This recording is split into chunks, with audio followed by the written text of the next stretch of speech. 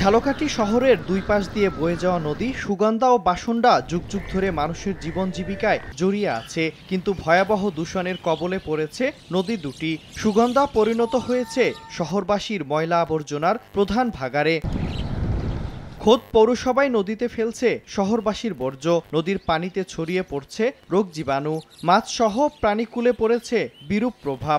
যেখানেই যাবেন সেখানেই ময়লা, যেখানে যাবেন সেখানেই ময়লা। পৌরসভাকে বললে তারা দায় চাপায় কোথায় ফেলাবো, কি করবো। ফেলাবার তো আর আমার কোনো জায়গা নেই এ জায়গা ছাড়া। প্রথম শ্রেণীর পৌরসভা হলেও বর্জ্য ব্যবস্থাপনা না থাকায় দূষণ দিন দিন বেড়েই চলছে। এজন্য পৌরসভার দায়িত্বহীনতা ও অবহেলাকে দায়ী করছেন এলাকাবাসী। এর থেকে কিভাবে মুক্তি পাবো জানি না, অচিরে একটা ডাম্পিং এরিয়ার দরকার।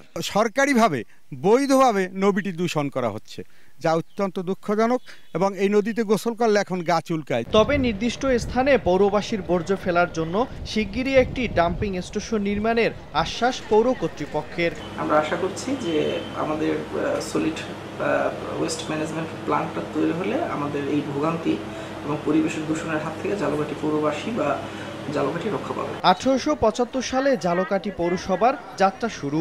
এখানে অর্ধলক্ষাধিক মানুষের বসবাস।